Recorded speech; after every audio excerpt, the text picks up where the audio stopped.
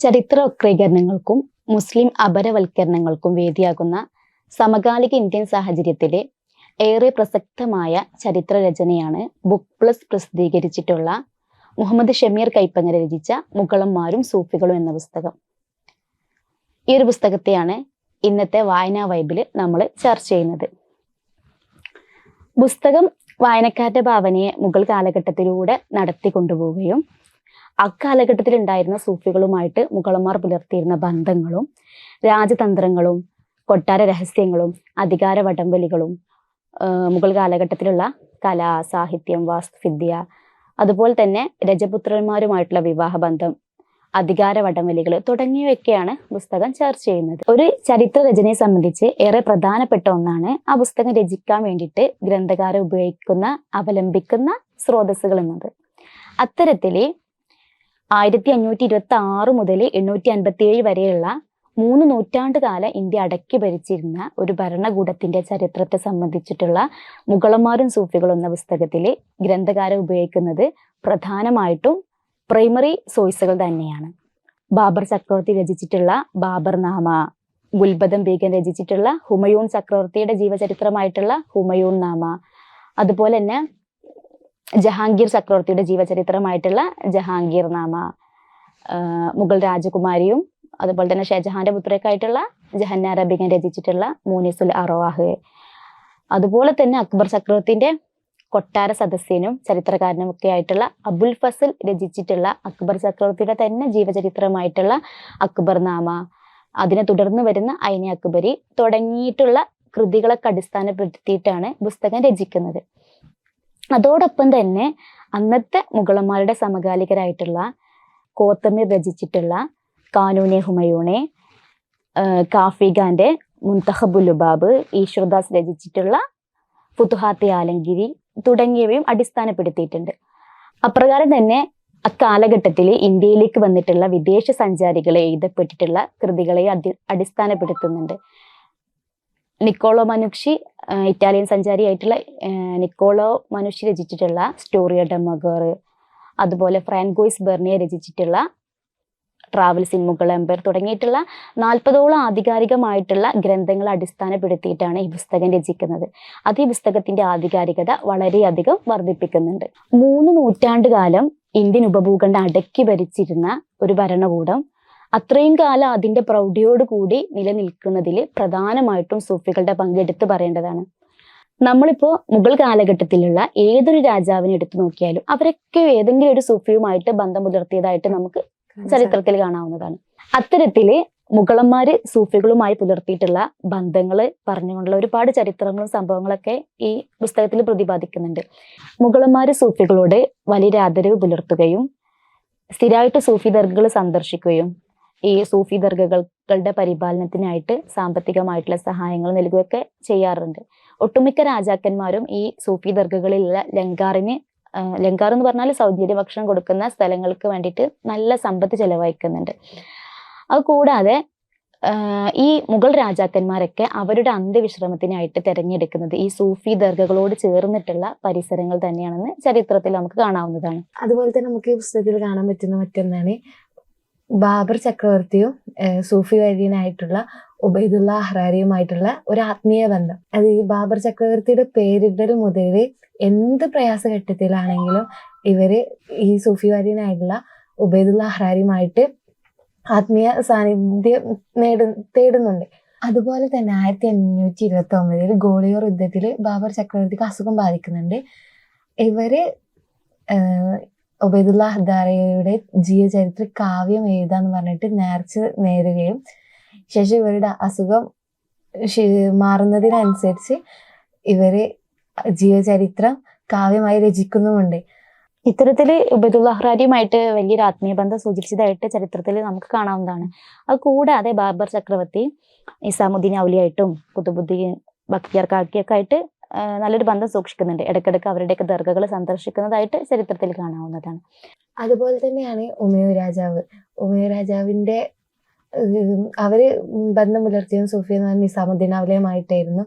അവര് നിസാമുദ്ദീൻ ഔലിയയുടെ വളപ്പിൽ തന്നെയാണ് അവരുടെ ഖബർസ്ഥാനത്തിന് വേണ്ടിയിട്ടുള്ള സ്ഥലം തിരഞ്ഞെടുത്തതും. അത് ഇന്ന് നമുക്ക് ഡൽഹിയിൽ പോയാൽ നിസാമുദ്ദീൻ ഔലിയുടെ ദർഗയുടെ അതേ വളപ്പിനോട് ചേർന്ന് വന്നിട്ടാണ് ഹുമയൂൺ ടോംബ് നിലനിൽക്കുന്നത്. അക്ബർ ചക്രവർത്തി തന്റെ ജീവിതത്തിൽ കൂടുതൽ ബന്ധം കാണിക്കുന്നത് ഷെയ്ഖ് സലീം ചിശ്തിയുമായിട്ടാണ്.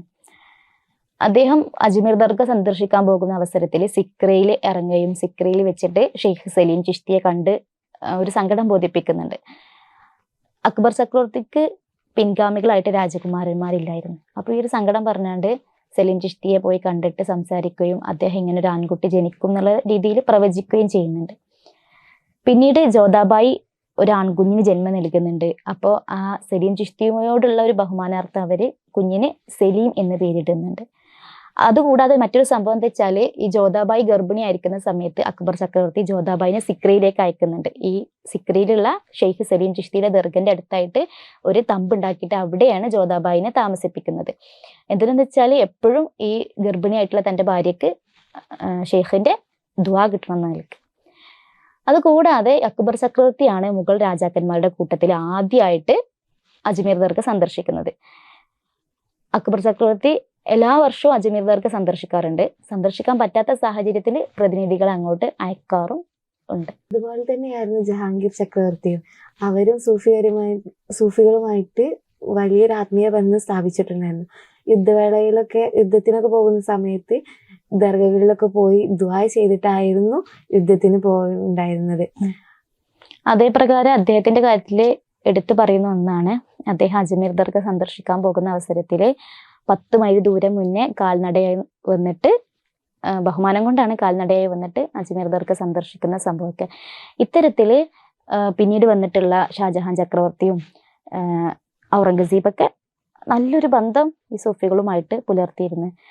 മുഗൾ രാജകുമാരിയായിട്ടുള്ള ജഹാനാര ബീഗം ഷെയ്ഖ് മുഹ്യുദ്ദീൻ ഷെയ്ഖൊക്കെ ആയിട്ടുള്ള ബന്ധം കൊണ്ടാണ് മോനിസുൽ അർവാഹൊക്കെ രചിക്കുന്നത്.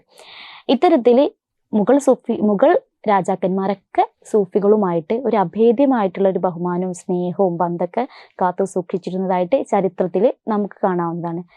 അത്തരത്തിലുള്ള കുറെ സംഭവങ്ങളും കഥകളൊക്കെയാണ് ഈ പുസ്തകത്തിൽ കാര്യമായിട്ട് പറയുന്നത്. സൂഫികളുമായിട്ടുള്ള ബന്ധങ്ങൾക്ക് പുറമെ മുഗൾ രാജാക്കന്മാരുടെ ഭരണരീതി, പിന്നെ അതേപോലെ തന്നെ അവരുടെ പടയോട്ടങ്ങള്, കുടുംബ ബന്ധം, വാസ്തുവിദ്യകള്, പിന്നെ അധികാര വടംവലികള്, ഇതെല്ലാം ഗ്രന്ഥകാരൻ ഈ പുസ്തകത്തിൽ ചർച്ച ചെയ്യപ്പെടുന്നുണ്ട്.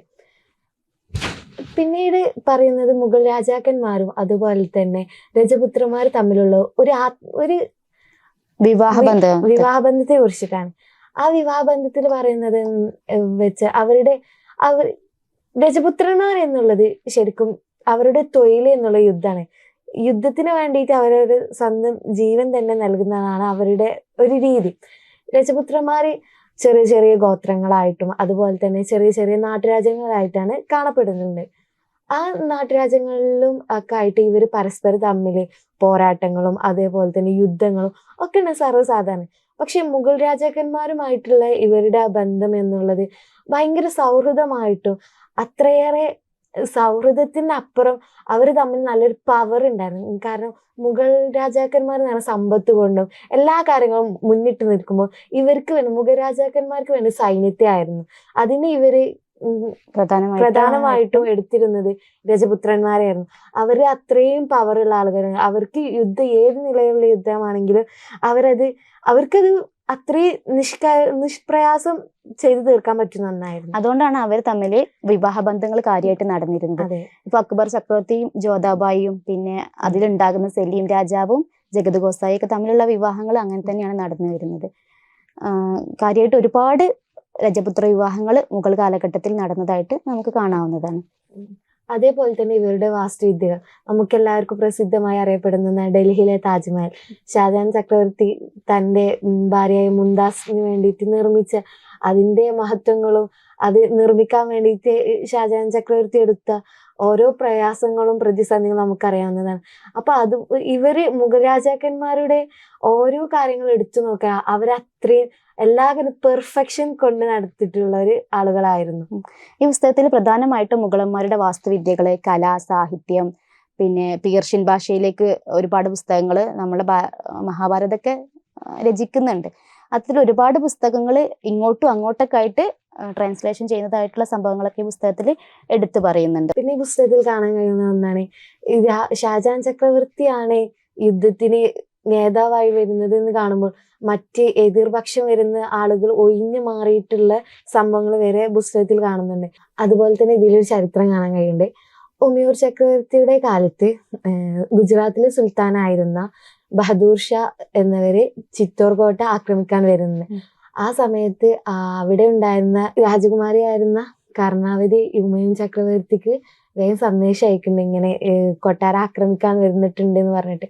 അപ്പോൾ ഉമയൂർ ചക്രവർത്തിനെ അവിടെ അവർ അഭിസംബോധന ചെയ്യുന്നത് ബ്രദർ, അതായത് സഹോദരൻ എന്ന നിലക്കാണ്. അപ്പൊ അവിടെയൊക്കെ നമുക്ക് കാണാൻ അവര് തമ്മിലുള്ള ആ ഒരു കണക്ഷൻ ബന്ധത്തെ നമുക്ക് കാണാൻ സാധിക്കുന്നുണ്ട്. മുഗൾ രാജവംശത്തിന്റെ അവസാനത്തെ രാജാവായിരുന്ന ബഹദൂർ ഷാ സഫർ രണ്ടാമന് അദ്ദേഹത്തിന്റെ അന്ത്യവിശ്രമത്തിനായിട്ട് ഖബർ കുഴിച്ചു വെക്കുന്നുണ്ട്. എവിടെ വെച്ചാല് ഡൽഹിയിലെ മെഹ്റോലിയിലെ കുതുബുദ്ദീൻ ബക്തിയാർ കാക്കയുടെ ദീർഘക്കരികിലായിട്ട്. പക്ഷെ ഇന്നും നമുക്ക് കാണാവുന്നതാണ് ഈ ഖബർ മൂടപ്പെടാത്ത നിലയിൽ. ഇത്തരത്തില് സൂഫികളുമായിട്ടും അതുപോലെ തന്നെ രജപുത്രരുമായിട്ട് അക്കാലഘട്ടത്തിലെ മുഗൾ രാജാക്കന്മാർ വളരെ വലിയൊരു ബന്ധം സൂക്ഷിച്ചിരുന്നതായിട്ട് നമുക്ക് പുസ്തകത്തിലുടനീളം കാണാവുന്നതാണ്. പിന്നെ പുസ്തകത്തിന്റെ പ്രത്യേകത എന്ന് പറയുന്നത് വളരെയധികം ആർക്ക് എപ്പോ വേണേ എടുത്തു വായിക്കാം. കാരണം അത്രയും ലളിതമായിട്ട് ഓരോ കാര്യങ്ങളും നമ്മൾ ശരിക്കും ആ മുഗൾ രാജവംശത്തിലെ ഓരോ ആൾക്കാരെയും നമുക്ക് മനസ്സിലോട്ട് ഇങ്ങനെ എടുത്ത് ഓരോരുത്തരും നമുക്ക് മനസ്സിലാക്കാൻ കഴിയുന്നുണ്ട്. മറ്റുള്ള ചരിത്ര പുസ്തകങ്ങൾ പൊതുവില് നമുക്ക് വായിക്കാൻ ഒരു മടുപ്പ് ഉണ്ടാകാറുണ്ട്. ഇതൊന്നും നമുക്ക് പറ്റുന്നില്ല. നമുക്ക് നല്ല ഒരു ഇൻട്രസ്റ്റിംഗ് ഇനി എന്താന്നുള്ള ഒരു സ്റ്റോറി ടൈപ്പാണ് ഈ ചരിത്രത്തെ മാറ്റിയിട്ട്. പുസ്തകം വളരെ ലളിതമായിട്ടുള്ള രീതിയിലാണ് തയ്യാറാക്കപ്പെട്ടിട്ടുള്ളത്. സാധാരണ ചരിത്ര ഗ്രന്ഥങ്ങൾ വായിക്കുന്നത് നമുക്ക് ഭയങ്കര മടുപ്പുണ്ടാക്കുന്ന കാര്യമാണ്. കുറെ നൂറ്റാണ്ടുകളും വർഷങ്ങളും ഒന്നാമൻ രണ്ടാമൻ അങ്ങോട്ടുള്ള പടയോട്ടങ്ങൾ ഇങ്ങോട്ടുള്ള പടയോട്ടങ്ങൾ എന്നൊക്കെ പറഞ്ഞാണ്ട്. പക്ഷെങ്കിൽ ഈ ഒരു പുസ്തകം വളരെ ലളിതമായിട്ടാണ് തയ്യാറാക്കിയിട്ടുള്ളത്. ഓരോ രാജാക്കന്മാരെയും ഓരോരോ അധ്യായങ്ങളാണ്. 9 അധ്യായങ്ങളിൽ ഓരോ രാജാക്കന്മാർക്കും പ്രത്യേകം ഓരോ ഹെഡിങ്ങൾ, നമുക്ക് നല്ല ഇൻട്രസ്റ്റ് തരുന്ന രീതിയിലുള്ള ഓരോ ഹെഡിങ്ങളാണ് കൊടുത്തിട്ടുള്ളത്. സാധാരണക്കാരായിട്ടുള്ള ആളുകൾക്ക് വളരെ ഒറ്റ ഇരിപ്പിനൊക്കെ ഇരുന്നിട്ട് വായിക്കാൻ പറ്റിയ തരത്തിൽ ഒരുപാട് ചരിത്ര സംഭവങ്ങളും കഥകളും അധികാര വടംവലികളൊക്കെ ആയിട്ട് ഉള്ള നല്ലൊരു പുസ്തകമാണ് ഇത്. ഇന്നത്തെ കാലഘട്ടത്തിൽ പാഠപുസ്തകങ്ങളിൽ നിന്നൊക്കെ മുഗൾ കാലഘട്ടം വെട്ടിമാറ്റപ്പെടുന്നുണ്ട്. ഭരണകൂടത്തിനനുസരിച്ചിട്ട് ചരിത്രം വെട്ടിമാറ്റപ്പെടുന്നുണ്ട്. ഓരോ സ്ഥലങ്ങളുടെ പേരൊക്കെ വെട്ടിമാറ്റുന്നുണ്ട്. അതുകൂടാതെ ഈ ഹിന്ദുത്വ പ്രൊജക്ടിന്റെ ഒക്കെ ഭാഗമായിട്ട് ചാവ പോലത്തെ സിനിമകളുടെ ഒക്കെ ഫലമായിട്ട് മുഗൾ രാജാക്കന്മാര് തെറ്റിദ്ധരിക്കപ്പെട്ടുകൊണ്ടിരിക്കുന്ന ഈ സമകാലിക സാഹചര്യത്തിൽ ഏറെ പ്രസക്തമായിട്ടുള്ള ഒരു ചരിത്ര രചനയാണ് മുഗളന്മാരും സൂഫികളും എന്ന പുസ്തകം നമുക്ക് മുന്നിൽ തുറന്നു വെക്കുന്നത്.